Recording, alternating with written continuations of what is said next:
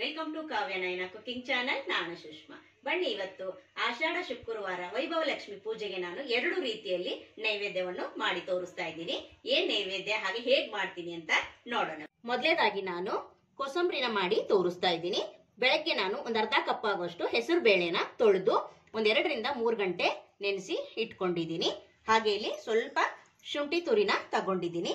ಹಾಗೆ ಇಲ್ಲಿ ಸೌತೆಕಾಯಿನ ಕಟ್ ಮಾಡಿ ಸಣ್ಣದಾಗಿ ತಗೊಂಡಿದ್ದೀನಿ. ಹಾಗೆ ಇಲ್ಲಿ ಸಣ್ಣದಾಗಿರೋ 1-2 ಕ್ಯಾರೆಟ್ ಅನ್ನ ತುರಿದ್ಬಿಟ್ಟು ತಗೊಂಡಿದ್ದೀನಿ.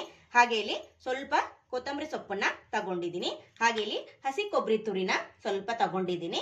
ಹಾಗೆ 2 ಹಸಿ ಮೆಣಸಿನಕಾಯಿನ ಸಣ್ಣದಾಗಿ ಕಟ್ ಮಾಡ್ಕೊಂಡಿದ್ದೀನಿ. ಹಾಗೆ ಒಂದು ಅರ್ಧ ಹೋಳಷ್ಟು ನಿಂಬೆ ಹಣ್ಣನ್ನ ತಗೊಂಡಿದ್ದೀನಿ. ಕೋಸಂಬರಿಗೆ ಇಷ್ಟು ಸಾಮಗ್ರಿ ಬೇಕಾಗುತ್ತೆ ಫ್ರೆಂಡ್ಸ್. ಹೆಸರು ಬೇಳೆಗೆ ನಾನಿಲ್ಲಿ ಕ್ಯಾರೆಟ್ ಅನ್ನ ಹಾಕೋತಾ ಇದ್ದೀನಿ. ಇಷ್ಟೇ ಹಾಕೋಬೇಕಂತ ಏನಿಲ್ಲ, ನಿಮ್ಗೆ ಎಷ್ಟು ಬೇಕೋ ನೋಡ್ಕೊಂಡು ನೀವು ಹಾಕೋಬಹುದು. ಹಾಗೆ ಇಲ್ಲಿ ಸೌತೆಕಾಯಿ ಕೂಡ ಸೇರಿಸ್ಕೊತಾ ಇದ್ದೀನಿ. ಕೊಬ್ಬರಿ ತುರಿನ ಹಾಕೋತಾ ಇದ್ದೀನಿ. ನಾನಿಲ್ಲಿ ಮಿಕ್ಸಿಗೆ ಸ್ವಲ್ಪ ಪೌಡರ್ ಮಾಡಿಕೊಂಡು ಹಾಕೊಂಡಿದ್ದೀನಿ. ಹಾಗೆ ಇಲ್ಲಿ ಶುಂಠಿನ ತುರಿದ್ಬಿಟ್ಟು ತಗೊಂಡಿದ್ದೀನಿ. ಹಾಗೆ ಇಲ್ಲಿ ಕೊತ್ತಂಬರಿ ಸೊಪ್ಪನ್ನ ಹಾಕೋತಾ ಇದ್ದೀನಿ. ಮಕ್ಕಳೆಲ್ಲ ತಿಂತಾರಲ್ವಾ, ಅದಕ್ಕೋಸ್ಕರ ಹಸಿ ಮೆಣಸಿನಕಾಯಿನ ನೋಡ್ಕೊಂಡು ಹಾಕೊಳ್ಳಿ. ಇಲ್ಲಾಂದ್ರೆ ಚಿಲ್ಲಿ ಫ್ಲೆಕ್ಸ್ ಇದ್ರೆ ಅದನ್ನ ನೀವು ಹಾಕೋಬಹುದು. ನಾನು ಹಸಿ ಮೆಣಸಿನಕಾಯಿನ ಸಣ್ಣದಾಗಿ ಕಟ್ ಮಾಡಿ ಹಾಕೋತಾ ಇದ್ದೀನಿ. ಒಂದು ಅರ್ಧ ಹೋಳಷ್ಟು ನಿಂಬೆ ಹಣ್ಣಿನ ಹಾಕೋತಾ ಇದ್ದೀನಿ. ಈಗ ನೋಡಿ, ಚೆನ್ನಾಗಿ ಮಿಕ್ಸ್ ಮಾಡ್ಕೊಳ್ಳೋಣ. ಉಪ್ಪು ನಾವು ಇವಾಗಲೇ ಸೇರಿಸ್ಕೋಬಾರ್ದು, ನೀರು ಬಿಡುತ್ತೆ. ಅದಕ್ಕೋಸ್ಕರ ನಾವು ಯಾವಾಗ ತಿಂತೀವ ನೋಡಿ ಅವಾಗ ನಾವು ಉಪ್ಪನ್ನ ಸೇರಿಸ್ಕೋಬೇಕು. ನೈವೇದ್ಯಕ್ಕೆ ಇಡುವಾಗ ಸ್ವಲ್ಪ ಸೇರಿಸ್ಕೊಂಡು ನೈವೇದ್ಯಕ್ಕೆ ಇಡ್ಬೋದು. ನೋಡಿ, ಇವಾಗ ಚೆನ್ನಾಗಿ ಮಿಕ್ಸ್ ಮಾಡ್ಕೊಂಡಿದ್ದೀನಿ. ನೋಡಿ, ಸಿಂಪಲ್ ಆಗಿ ಕೋಸಂಬರಿನ ನಾನು ನೈವೇದ್ಯಕ್ಕೋಸ್ಕರ ಮಾಡಿದ್ದೀನಿ. ಯಾವ ತರ ಬಂತು ಅಂತ ಕಮೆಂಟ್ ಅಲ್ಲಿ ತಿಳಿಸಿ.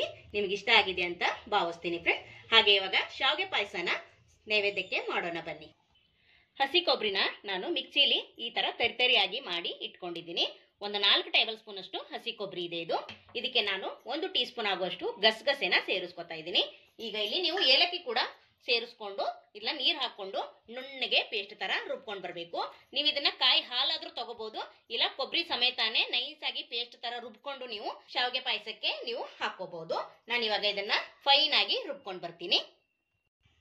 ನೋಡಿ, ನಾನು ಫೈನ್ ಆಗಿ ಪೇಸ್ಟ್ ತರ ಮಾಡ್ಕೊಂಡು ಬಂದಿದ್ದೀನಿ. ನೀವು ಈ ಪಾಯಸಕ್ಕೆ ಹಾಲು ಹಾಕ್ಬೇಕಂತಾನೆ ಏನಿಲ್ಲ, ಇದೇ ಹಾಲು ಸಾಕಾಗೋಗುತ್ತೆ. ನಿಮಗೆ ಬೇಕಂದ್ರೆ ಎಕ್ಸ್ಟ್ರಾ ನೀವು ಹಾಲು ಕೂಡ ಹಾಕೋಬಹುದು. ಹಾಗೆ ನೀವು ಇಲ್ಲಿ ಸಕ್ಕರೆ ಕೂಡ ಬಳಸ್ಕೋಬಹುದು. ನಾನು ಬೆಲ್ಲ ಹಾಕಿ ಪಾಯಸ ಮಾಡ್ತಾ ಇರೋದ್ರಿಂದ ನಾನು ಕಾಯಿ ಹಾಲನ್ನ ರುಬ್ಕೊಂಡಿದ್ದೀನಿ. ಗಸಗಸೆನೂ ಅಷ್ಟೇ ನಾನು ಹುರಿದ್ಬಿಟ್ಟು ಮಿಕ್ಸಿ ಜಾರಿಗೆ ಹಾಕೊಂಡಿದ್ದೀನಿ. ನೀವು ಹುರಿದ್ಬಿಟ್ಟೆ ಗಸಗಸೆನ ಹಾಕೊಳ್ಳಿ. ಒಲೆ ಮೇಲೆ ಒಂದು ಬಾಳೆಗಿನ ಇಟ್ಕೊಂಡಿದ್ದೀನಿ. 1-2 ಚಮಚದಷ್ಟು ತುಪ್ಪನ ಹಾಕೋತಾ ಇದ್ದೀನಿ. ತುಪ್ಪ ನೀವು ಇಲ್ಲಿ ಜಾಸ್ತಿ ಕೂಡ ಹಾಕೋಬಹುದು. ತುಪ್ಪ ನೋಡಿ ಚೆನ್ನಾಗಿ ಬಿಸಿಯಾಗಿದೆ. ನಾನಿಲ್ಲಿ ಡ್ರೈ ಫ್ರೂಟ್ಸ್ ನ ಹಾಕೋತಾ ಇದ್ದೀನಿ. ದ್ರಾಕ್ಷಿ, ಗೋಡಂಬಿ, ಬಾದಾಮಿ ಹಾಗೆ 4 ಲವಂಗನ ಹಾಕೋತಾ ಇದ್ದೀನಿ. ಒಂದೊಳ್ಳೆ ಫ್ಲೇವರ್ ಕೊಡುತ್ತೆ. ನಿಮ್ಗೆ ಬೇಕಾದ್ರೆ ಹಾಕೊಳ್ಳಿ, ಬೇಡ ಅಂದ್ರೆ ಸ್ಕಿಪ್ ಕೂಡ ಮಾಡಬಹುದು. ಈಗ ನೋಡಿ, ತುಪ್ಪದಲ್ಲಿ ಚೆನ್ನಾಗಿ ನಾವು ಹುರ್ಕೋಬೇಕು. ಹೊಸಬರು ಯಾರಾದ್ರೂ ವಿಡಿಯೋ ನೋಡ್ತಾ ಇದ್ರೆ ಪ್ಲೀಸ್ ಸಬ್ಸ್ಕ್ರೈಬ್ ಮಾಡ್ಕೊಂಡು ನೋಡಿ. ವಿಡಿಯೋನ ಎಲ್ಲೂ ಕೂಡ ಸ್ಕಿಪ್ ಮಾಡಬೇಡಿ, ಪೂರ್ತಿಯಾಗಿ ವಿಡಿಯೋ ನೋಡಿ ಸಪೋರ್ಟ್ ಮಾಡಿ. ನಮ್ಮ ವಿಡಿಯೋಗಳು ನಿಮ್ಗೆ ಏನಾದ್ರೂ ಯೂಸ್ಫುಲ್ ಆದ್ರೆ ನಿಮ್ಮ ಫ್ಯಾಮಿಲಿ ಫ್ರೆಂಡ್ಸ್ಗೆಲ್ಲ ಶೇರ್ ಮಾಡಿ. ಆದಷ್ಟು ನಾನು ಸಿಂಪಲ್ ಆಗಿ ರೆಸಿಪೀಸ್ ನ ತೋರಿಸ್ಕೊಡ್ತಾ ಇರ್ತೀನಿ. ನೋಡಿ, ಇವಾಗ ಚೆನ್ನಾಗಿ ಡ್ರೈ ಫ್ರೂಟ್ಸ್ ಎಲ್ಲ ಹುರಿದಿದ್ದಾಗಿದೆ. ನಾನು 1 ಕಪ್ ಆಗುವಷ್ಟು ಶಾವಿಗೆನ ತಗೊಂಡಿದ್ದೀನಿ. ಶಾವಿಗೆನೂ ಅಷ್ಟೇ ತುಪ್ಪದಲ್ಲಿ ಚೆನ್ನಾಗಿ ನಾವು ಹುರ್ಕೋಬೇಕು. ಕಲರ್ ಸ್ವಲ್ಪ ಚೇಂಜ್ ಆಗಬೇಕು, ಅಲ್ಲಿವರೆಗೂ ನಾವು ಚೆನ್ನಾಗಿ ಹುರ್ಕೊಳ್ಳೋಣ. ನೋಡಿ, ಇವಾಗ ಇಷ್ಟು ಕಲರ್ ಚೇಂಜ್ ಆದ್ರೆ ಸಾಕು. ಇವಾಗ ನಾನು 1 ಕಪ್ ಆಗುವಷ್ಟು ನೀರನ್ನ ಹಾಕೋತಾ ಇದ್ದೀನಿ. 1 ಕಪ್ ನೀರಲ್ಲಿ ಚೆನ್ನಾಗಿ ನಾವು ಶಾವಿಗೆನ ಬೇಯಿಸ್ಕೋಬೇಕು. ಮೊದಲೇ ಸಕ್ಕರೆ ಹಾಕಿದ್ರೆ ಶಾವಿಗೆ ಬೇಯೋದಿಲ್ಲ, ಅದಕ್ಕೋಸ್ಕರ 1 ಕಪ್ಪಿನಷ್ಟು ಹಾಕೊಂಡಿದ್ದೀನಿ. ನೋಡಿ, ಚೆನ್ನಾಗಿ ಈಗ ಶಾವಿಗೆನ ಬೇಯಿಸ್ಕೊಳ್ಳೋಣ. ಶಾವಿಗೆಯಲ್ಲಿ ಚೆನ್ನಾಗಿ ಬೇಯೋವರೆಗೂ ನಾವು ಬೆಲ್ಲನ ಕರಗಿಸ್ಕೊಳ್ಳೋಣ. ಒಲೆ ಮೇಲೆ ನೋಡಿ ಪಾತ್ರೆನ ಇಟ್ಕೊಂಡಿದ್ದೀನಿ.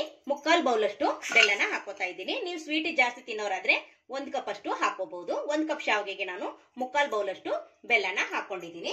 ಹಾಗೆ ಒಂದು ಅರ್ಧ ಕಪ್ ಅಷ್ಟು ನೀರನ್ನ ಸೇರಿಸ್ಕೊಂಡು ಇಲ್ಲಿ ಬೆಲ್ಲನ ಕರಗಿಸ್ಕೊಳ್ಳೋಣ. ಪಾಕ ಏನು ಮಾಡೋದಿಲ್ಲ, ಜಸ್ಟ್ ಬೆಲ್ಲ ಕರಗಿದ್ರೆ ಸಾಕು. ನೋಡಿ, ಶಾವಿಗೆ ಚೆನ್ನಾಗಿ ಬೆಂದಿದೆ. ಈಗ ನೋಡಿ, ನಾನು ಬೆಲ್ಲದ ನೀರನ್ನ ಸೋಸ್ಕೋತಾ ಇದ್ದೀನಿ. ಕಸರೆಲ್ಲ ಇರುತ್ತಲ್ವಾ, ಅದಕ್ಕೋಸ್ಕರ ನಾನು ಸೋಸ್ಕೋತಾ ಇದ್ದೀನಿ. ನೀವು ಚೆನ್ನಾಗಿರೋ ಬೆಲ್ಲ ತಗೊಂಡ್ರೆ ಸೋಸ್ಕೊಳ್ಳೋದ ಅವಶ್ಯಕತೆ ಇಲ್ಲ. ಹಾಗೆ ನಾನು ತೆಂಗಿನಕಾಯಿ ಹಾಲನ್ನು ಕೂಡ ಸೇರಿಸ್ಕೊತಾ ಇದ್ದೀನಿ. ಹಾಗೆ ಇಲ್ಲಿ ಏಲಕ್ಕಿ ಪೌಡರ್ ಕೂಡ ಸೇರಿಸ್ಕೊತಾ ಇದ್ದೀನಿ. ಈಗ ನೋಡಿ, ಚೆನ್ನಾಗಿ ಮಿಕ್ಸ್ ಮಾಡ್ಕೊಳ್ಳೋಣ. ನಿಮಗೆ ಬೇಕಂದ್ರೆ ಹಾಲು ಕೂಡ ಹಾಕೋಬಹುದು. ಹಾಗೆ ನೀವು ಸಕ್ಕರೆಯಲ್ಲಿ ಕೂಡ ಮಾಡ್ಕೋಬಹುದು, ತುಂಬಾ ಚೆನ್ನಾಗಿರುತ್ತೆ. ನಾನು ಬೆಲ್ಲದಲ್ಲಿ ಮಾಡಿ ತೋರಿಸಿದ್ದೀನಿ. ಆರೋಗ್ಯಕ್ಕೆ ತುಂಬಾ ಒಳ್ಳೇದಲ್ವಾ ಬೆಲ್ಲ, ಅದಕ್ಕೋಸ್ಕರ ನಾನು ಬೆಲ್ಲ ಹಾಕಿ ಶಾವಿಗೆ ಪಾಯಸನ ಮಾಡಿ ತೋರಿಸಿದ್ದೀನಿ ಫ್ರೆಂಡ್ಸ್. ಎರಡು ನೈವೇದ್ಯ ನಿಮ್ಗೆ ಇಷ್ಟ ಆಗಿದೆ ಅಂತ ಭಾವಿಸ್ತೀನಿ. ನೀವು ಎರಡೂ ಮಾಡ್ಕೋಬೇಕಂತೇನಿಲ್ಲ, ನಿಮ್ಗೆ ಯಾವ್ದು ಇಷ್ಟ ಆಗುತ್ತೋ ನೀವು ಆ ನೈವೇದ್ಯನ ನಿಮ್ಮ ಮನೆಯಲ್ಲಿ ಮಾಡ್ಕೋಬಹುದು ಫ್ರೆಂಡ್ಸ್. ನೋಡಿ ಚೆನ್ನಾಗಿ ಈಗ ಒಂದು ಕುದಿ ಬಂದ್ರೆ ಸಾಕು, ನಮಗೆ ಇಲ್ಲಿ ಪಾಯಸ ರೆಡಿ ಆಗೋಯ್ತು. ನೋಡಿ ಚೆನ್ನಾಗಿ ಪಾಯಸ ಕುದೀತಾ ಇದೆ. ಇವಾಗ ಒಲೆನ ಆಫ್ ಮಾಡ್ಕೊಂಡ್ ಬಿಡೋಣ. ಹಾಗೆ ನಾನಿಲ್ಲಿ ಮೇಲೆ 1 ಟೇಬಲ್ ಸ್ಪೂನ್ ಅಷ್ಟು ತುಪ್ಪ ಕೂಡ ಸೇರಿಸ್ಕೊತಾ ಇದ್ದೀನಿ. ನೈವೇದ್ಯಕ್ಕೆ ಶಾವಿಗೆ ಪಾಯಸ ಹಾಗೆ ಕೋಸಂಬರಿ ರೆಡಿ ಆಗೋಯ್ತು ಫ್ರೆಂಡ್ಸ್. ಒಂದ್ಸತಿ ಚೆನ್ನಾಗಿ ಮಿಕ್ಸ್ ಮಾಡಿಕೊಂಡು ಈಗ ನೈವೇದ್ಯಕ್ಕೆ ಸರ್ವ್ ಮಾಡೋಣ ಬನ್ನಿ. ಕೋಸಂಬರಿಗೆ ನಾನು ಉಪ್ಪನ್ನ ಸೇರಿಸ್ಕೊತಾ ಇದ್ದೀನಿ. ನೀವು ತಿನ್ನೋವಾಗ ಮಾತ್ರ ಉಪ್ಪನ್ನ ಸೇರಿಸ್ಕೊಳ್ಳಿ. ಮೊದಲೇ ನಾವು ಉಪ್ಪನ್ನ ಸೇರಿಸೋದ್ರಿಂದ ನೀರು ಬಿಡುತ್ತೆ, ಅದಕ್ಕೋಸ್ಕರ ಇನ್ನೇನು ತಿಂತೀವಿ ಅನ್ನೋವಾಗ ನಾವು ಉಪ್ಪನ್ನ ಸೇರಿಸ್ಕೋಬೇಕು. ಕೋಸಂಬರಿನ ನಾನು ಬೌಲ್ಗೆ ಸೇರಿಸ್ಕೊತಾ ಇದ್ದೀನಿ. ನೋಡಿ ಎಷ್ಟು ಚಂದ ಆಗಿದೆ ಅಲ್ವಾ, ಟೇಸ್ಟು ಕೂಡ ಅಷ್ಟೇ ಚೆನ್ನಾಗಿರುತ್ತೆ. ಸೈಡ್ ಡಿಶ್ ಆಗಿ ಕೂಡ ಮಾಡ್ಕೋಬಹುದು. ಶಾವಿಗೆ ಪಾಯಸ ಕೂಡ ನೋಡಿ ಸರ್ವ್ ಮಾಡ್ಕೊಳ್ಳೋಣ. ತುಂಬಾ ರುಚಿಯಾದ ಬೆಲ್ಲದ ಶಾವಿಗೆ ಪಾಯಸ ನೋಡಿ, ಸೂಪರ್. ಎರಡೂ ಪ್ರಸಾದನ ನಾನು ಸರ್ವ್ ಮಾಡಿದ್ದೀನಿ. ನೋಡೋದ್ರಲ್ಲ, ನಿಮ್ಗೆ ಯಾವ ಪ್ರಸಾದ ಇಷ್ಟ ಆಯ್ತು ಅಂತ ಕಮೆಂಟ್ ಅಲ್ಲಿ ತಿಳಿಸಿ. ನೀವು ಕೂಡ ಒಂದ್ಸತಿ ಟ್ರೈ ಮಾಡಿ ನೋಡಿ, ನಿಮ್ಗೂ ಕೂಡ ತುಂಬಾ ಇಷ್ಟ ಆಗುತ್ತೆ.